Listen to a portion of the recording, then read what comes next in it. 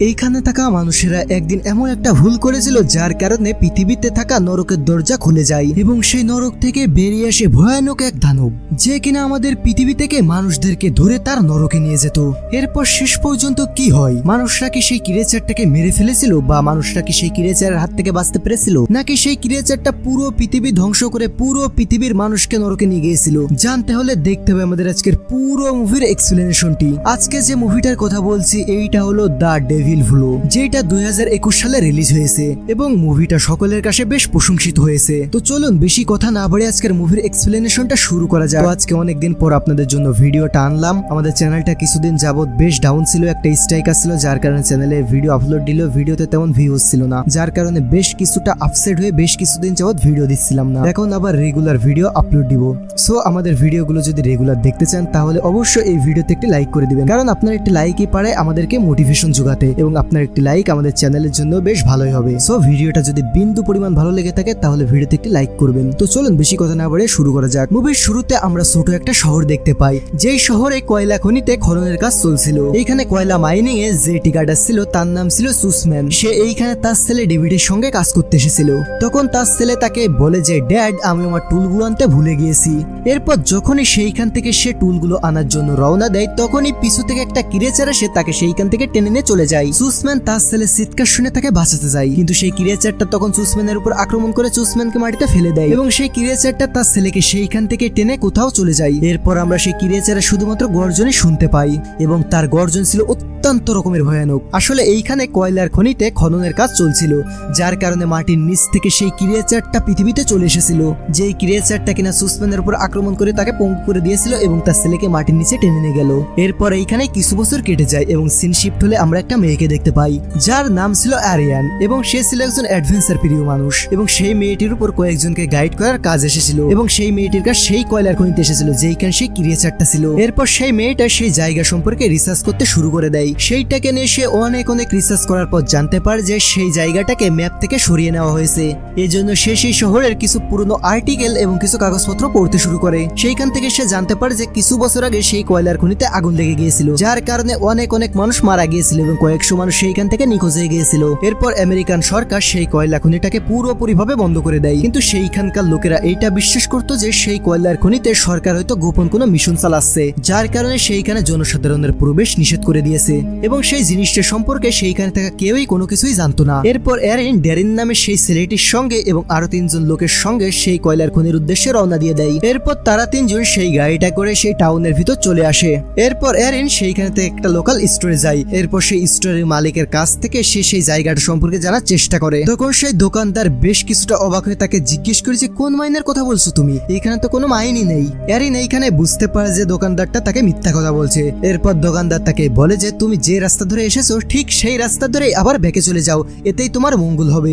এরপর তারা যখন এইখান থেকে চলে আসতেছিল তখন এরিন তার বন্ধুদেরকে বলে যে এইখানে হয়তোবা কোনো একটা সমস্যা আছে। এরপর সেইখান থেকে কিছু দূর আসলে তারা বুঝতে পারে যে ক্রমশ একটা গাড়ি তাদেরকে ফলো করে যাচ্ছে। এজন্য তারা খনির দিকে যাওয়ার রাস্তা দিয়ে না গিয়ে অন্য একটা রাস্তা দিয়ে যেতে শুরু করে, যার কিছুক্ষণ পরেই সেই গাড়িটা তাদেরকে ফলো করা অফ করে দেয়। এরপর যখন তারা বুঝতে পারে যে গাড়িটা তাদের আর পিছু করছে না তখন এরিয়ান তাদের গাড়িটা কয়লার খনির দিকে ঘুরিয়ে নেয়। এরপর তারা সেই কয়লার খনির গেটের কাছে চলে আসে, যেখানে কিনা সেই মাইনটা ছিল, এবং এই জায়গাটাকে পুরোপুরিভাবে নিষিদ্ধ এবং পরিত্যক্ত ঘোষণা করা হয়েছিল, এবং সেইখানে সেই লোহার গেটের উপর হাই ভোল্টেজের কারেন্ট দেওয়া ছিল, যাতে কেউ যদি সেইটার ভিতরে যাওয়ার চেষ্টা করে সে সেইখানে শক খেয়ে মারা যাবে।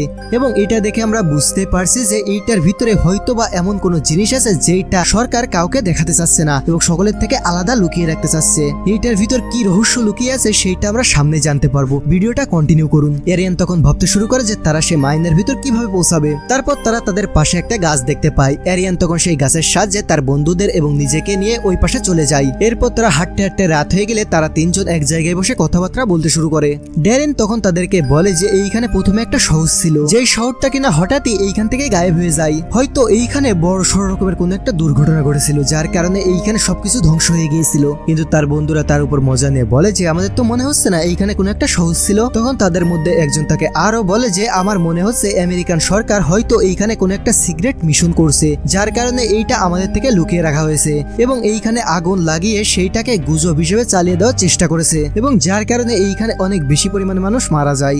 এরপর আমরা জানতে পারি যে সে শহরের মানুষজন যেখানে সুকুম্যান ছিল এবং সেই দোকানদার যাকে আমরা একটু আগে দেখলাম সেই দোকানদার আর কেউই নয়, সেটি ছিল সুকুম্যান, যা ছেলেকে কিনা মুভির শুরুতে সেই ক্রিয়েচারটা টেনে নিয়ে গিয়েছিল। পরদিন সকালবেলা আমরা তাদেরকে আবার দেখতে পাই, তারা তিনজন ক্রমশই সামনের দিকে এগিয়ে যাচ্ছিল। এরপর তারা সেইখান থেকে একটা জায়গায় আসলে দেখতে পারে যে মাটির নিচ থেকে ক্রমশ ধোঁয়া বের হচ্ছিল। তারা এইখান থেকে মাটির স্যাম্পেল সংগ্রহ করছিল, কিন্তু তারা হঠাৎই বুঝতে পারে যে কালকে যে গাড়িটা তাদেরকে ফলো করছিল সেই গাড়িটা আজকেও তাদেরকে ফলো করতে করতে এইখানে চলে এসেছে। এরপর তারা সেই গাড়িটাকে দেখে একটা জায়গায় লুকিয়ে পড়ে। এরপর সেই গাড়িটা সেইখান থেকে চলে গেলে তারা সেইখান থেকে বের হয়। এরপর তারা আবারও সামনের দিকে এগিয়ে যেতে শুরু করে দেয়। এরপর তারা হাঁটতে হাঁটতে এমন এক জায়গায় পৌঁছে যায় যেখানে চারিদিকে শুধু ঘর বাড়ি ছিল। সেইটাকে দেখে কোনো একটা শহরের মতনই মনে হচ্ছিল, কিন্তু এইখানে থাকা সকল ঘরগুলোই ছিল পরিত্যক্ত।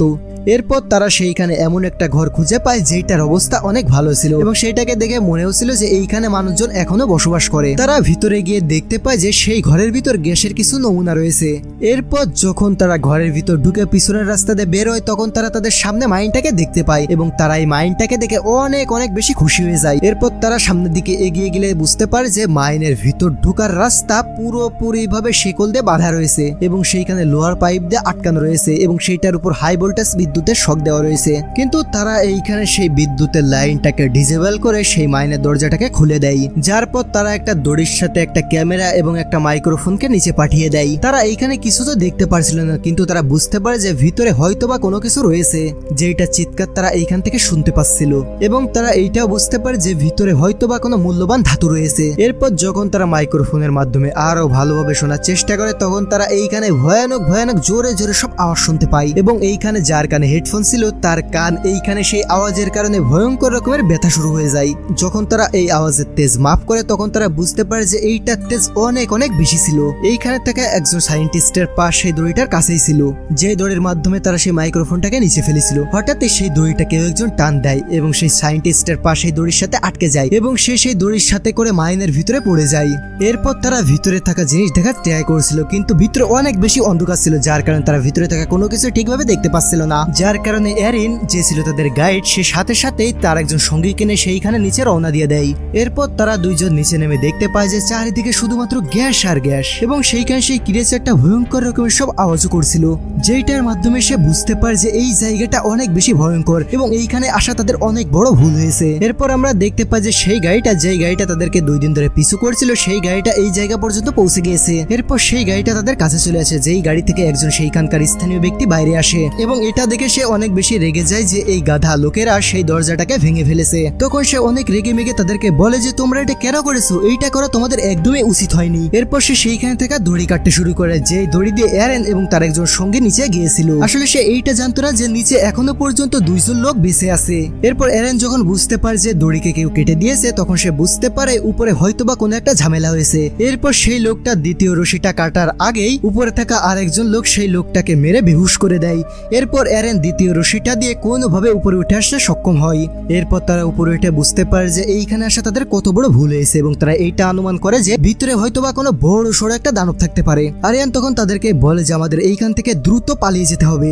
এরপর তারা 3 জন এইখানে সেই লোকাল লোকটাকে ফেলে রেখেই তার গাড়িটা নিয়ে পালিয়ে চলে যায়। এইখান থেকে সকলেই তাড়াতাড়ি করে এইখান থেকে পালিয়ে যাওয়ার চেষ্টা করছিল। ঠিক তখনই তাদের গাড়ির টায়ার পাংচার হয়ে যায়, যার কারণে তারা তাদের পায়ের সাহায্যে সামনের দিকে এগিয়ে যেতে শুরু করে দেয়।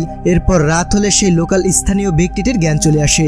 তখন সে দেখতে পারে যে সে এইখানে একা পড়ে আছে এবং বাকিরা সবাই পালিয়ে গিয়েছে। তখন সে তার কাছে থাকা রেডিওর সাহায্যে তার বাকি লোকেদের সিগন্যাল দিয়ে বলে যে এইখানে অনেক বড় সমস্যা হয়েছে, যার কারণে এইখান থেকে ক্রিয়েচারটা বাইরে বেরিয়ে আসতে পারে। সেই লোকটা যখন তার সঙ্গীদেরকে সিগন্যাল দিচ্ছিল তখনই সেই ক্রিয়েচারটা বাইরে বেরিয়ে এসে তাকে এইখানে মেরে ফেলে এবং তার সাথে করে তাকে এইখান থেকে নিয়ে চলে যায়। অন্যদিকে আরিয়ান এবং তার সঙ্গীরা ক্রমশই জঙ্গলের দিকে এগিয়ে যাচ্ছিল এবং জঙ্গল থেকে ক্রমশই ভয়ানক রকমের সব আওয়াজ বের হতে শুরু করে। এরেন এইখানে মনে করছিল তার আশেপাশে হয়তো কোনো একটা ক্রিয়েচার আছে, যার কারণে সে তার নাইট ভিশন ক্যামেরার সাহায্যে আশপাশ দেখার চেষ্টা করে। তখন সে সেইখানে দেখতে পারে যে তার একটা বন্ধুকে সেই অজানা ক্রিয়েচারটা টেনে নিয়ে চলে যাচ্ছে। এটা দেখে তারা এইখানে অনেক বেশি ভয় পেয়ে পালাতে শুরু করে দেয়। তখন তারা এইখানে একটা ট্রাককে দেখতে পায় যেটা ছিল এইখানকার লোকালীয় ব্যক্তিদের। তখন তারা সেই ট্রাকে উঠে তাদের কলোনিতে চলে আসে, যেইখানে কিনা তাদের টাউনে অনেক অনেক বেশি লোকজন ছিল। এরপর তারা সেই টাউনের ভিতর আসলে দেখতে পারে সেইখানে সে ভয়ানক ক্রিয়েচারের একটা স্কেচ, যেইখানে সেই ক্রিয়েচারের হাতে একটা সেট করা চাকু ছিল যেটা কিনা তার বডির সাথে সংযুক্ত, এবং সে অস্ত্রের সাহায্যে মানুষকে প্যারালাইজ করে ফেলে এবং সে মানুষকে প্যারালাইজ করে তার সাথে করে নিয়ে চলে যায় এবং কোথায় নিয়ে যায় এটা কেউই জানতে পারে না। এটার সাথে সাথে তারা আরো জানতে পারে যে সেই ক্রিয়েচারটা মানুষদেরকে দেখতে পারে না এবং তার ভয়ানক আওয়াজ মানুষদেরকে বিব্রত করে। সুকুমান তখন তাদেরকে বলে যে আমরা এইখানে মাটি খনন করছিলাম এবং আমরা মাটি খনন করতে করতে পৃথিবীর একবারে শেষ পর্যন্ত পৌঁছে গিয়েছিলাম, যেখানে কিনা নরকের দরজা ছিল এবং সেই নরকের দরজা দিয়ে এই ভয়ানক ক্রিয়েচার গুলো বাইরে চলে আসতেছিল এবং সেইখানে এই প্রাণীটির লক্ষ লক্ষ সংখ্যা রয়েছে। এই ক্রিয়েচার এবং সেই ক্রিয়েচারের সঙ্গীরা ক্রমশই উপরে উঠে আসতেছিল, যার কারণে সেই কয়লার খনিতে আগুন লাগিয়ে দিই আমরা এবং সেই কয়লার খনির সকল জায়গা আমরা চিরতরের জন্য সিল করে দিই, যাতে করে সেইখান থেকে আর কেউই বাইরে বেরিয়ে আসতে না পারে। এবং আমরা এই জায়গাটা বন্ধ করে ক্ষান্ত হইনি, এইটাতে হাই ভোল্টেজের কারেন্ট দিয়ে দিই, যাতে করে ভিতর থেকে কেউ বাইরে আসতে না পারে এবং বাইরে থেকে কেউ ভিতরে যেতে না পারে। এরপর সুকুমান তাদেরকে আরো বলে যে এখন যেহেতু সেই দরজার মুখটা খুলে গিয়েছে, সেহেতু সেই ক্রিয়েচার গুলো পৃথিবীতে আবারও চলে আসবে এবং সেই ক্রিয়েচার গুলোর এত ক্ষমতা আছে যে পুরো পৃথিবীর মানুষকে একেবারে নিশ্চিহ্ন করে দিতে পারে। তাই আমাদের জলদি জলদি করে সেই গর্তের মুখটাকে বন্ধ করতে হবে, যাতে করে সেই ক্রিয়েচার গুলো উপরে আর উঠে আসতে না পারে। এরিয়ানরা যখন তারা বুঝতে পারে যে তারা কত বড় একটা ভুল করেছে, তখন এইখানে তারা অনেক বেশি আফসোস করতে থাকে। এরপর এরিয়ান এবং তার সঙ্গীরা এবং সেই শহরের কিছু লোকজন মিলে সেই জায়গাটাকে বন্ধ করার জন্য সেইখান থেকে রওনা দিয়ে দেয়। তারা যখন সেইখান থেকে জঙ্গলের মধ্যে চলে আসে, তখন তারা বুঝতে পারে তাদের চারিদিকে অনেক অনেক ক্রিয়েচার রয়েছে, যার কারণে তাদের কলোনিতে থাকা একজন বৃদ্ধ লোক তাদেরকে বলে যে তোমরা সামনের দিকে এগিয়ে যাও, আমি এইখান থেকে এইগুলোকে সামলাচ্ছি। এবং সে এইখানে নিজেকে স্যাক্রিফাইস করে এবং তাদেরকে সামনের দিকে এগিয়ে যেতে সাহায্য করে। তারা সেইখান থেকে একটা ঘরের ভিতর চলে আসে, কিন্তু সেই ক্রিয়েচার তখন তাদের বাড়ির চারিদিকে চলে আসছিল। সেই ঘর থেকে সেই টানেলে যাওয়ার একটা রাস্তা ছিল, যার কারণে তারা সেই টানেলের মধ্যে দিয়ে নিচের দিকে যাওয়ার চেষ্টা করে এবং তারা সেইখানে চলে যায়। এরপর টাউন থেকে যে মেয়েটা এসেছিল সে তাদেরকে বলে যে তোমরা তাড়াতাড়ি করে সেইখানে গিয়ে সেইটা দরজাটা বন্ধ করে দাও এবং আমি এই ক্রিয়েচার গুলোকে সামলে নিচ্ছি। এরপর সে সেই ক্রিয়েচারের মনোযোগ আকর্ষণ করার জন্য সেইখান থেকে অন্য একটা জায়গায় চলে যায়, কিন্তু এখনো পর্যন্ত সেই ক্রিয়েচারটা এই তিনজনের পিছু করছিল। সেইখানে অ্যারেন এবং ডেরেনের সাথে যে তৃতীয় ব্যক্তিটি ছিল সে তার হাতে একটা গ্রেনেড নেয়, কিন্তু সেই গ্রেনেডটা ক্রিয়েচারের দিকে ছোড়ার আগেই ক্রিয়েচারটা তার কাছে চলে আসে, যার কারণে সেইখানে ভয়ানক রকমের সেই গ্রেনেডটা বিস্ফোরণ হয়, যার কারণে সেই ক্রিয়েচারটাও আহত হয় এবং সেই তৃতীয় ব্যক্তিটিও এইখানে ভয়ানক ভাবে আহত হয়ে পড়ে। এরপর সেখানে আর একটা ক্রিয়েচার চলে এসে সেই তৃতীয় ব্যক্তিটিকে তার সাথে করে নিয়ে চলে যায়। এটা দেখে ড্যারিন এইখানে পুরোপুরি ভাবে সাহস হারিয়ে ফেলে এবং সে তার বাঁচার আশা পুরোপুরি ভাবে ছেড়ে দিয়েছিল। সে এইখানে বুঝতে পেরেছিল কোনোভাবেই তারা এইখান থেকে আর বেঁচে বের হতে পারবে না। এরপর ড্যারেন এরিয়ানকে সত্য কথাটা বলে দেয় যে আমি এইখানে কোনো রিসার্চের জন্য আসিনি। সে তাকে বলে যে আমি এইখানে একটা কোম্পানির জন্য এসেছিলাম। সে বলে যে আমি এইখানে একটা কোম্পানির সাথে চুক্তি করেছিলাম যে এইখানে যদি কোনো মূল্যবান জিনিস থাকে তাহলে সেটার খোঁজ আমি সেই কোম্পানিকে দেবো, যার কারণে সেই কোম্পানি আমাকে বিপুল সংখ্যক টাকা দিবে এবং আমি এটা ভেবে অনেক বেশি আপসেট যে আমার কারণে অনেক অনেক মানুষের জীবন চলে গিয়েছে। এরপর সে সেইখানে হতবাক হয়ে বসে পড়ে থাকে। এরিন তখন তাকে বলে যে আমি এইখান থেকে বাইরে যাওয়ার রাস্তা খুঁজতেছি, তুমি এইখান থেকে কোথাও যেও না। এরিন অবশেষে সেইখান থেকে বাইরে যাওয়ার রাস্তা পেয়েও যায়, কিন্তু তখনই একটা ক্রিয়েচার সে এরিনের উপর আক্রমণ করে তাকে কিছু সময়ের জন্য প্যারালাইজ করে ফেলে এবং তাকে তার সাথে করে টেনে নিয়ে চলে যায়। এরপর যখন সে চোখ খোলে তখন তার সাথে সাথে আমরাও দেখতে পাই যে সে একটা ভেলার উপর ভেসে আছে এবং তার পাশে সেই ক্রিয়েচারটা, এবং সেই ক্রিয়েচারটা তাকে ভেলায় ভাসিয়ে কোথাও নিয়ে যাচ্ছিল। এরপর সে সেইখানে সেই শহরের মেয়েটার লাশও দেখতে পাই, যে কিনা তাদের সাথে এই গর্তের মুখটা বন্ধ করতে এসেছিল।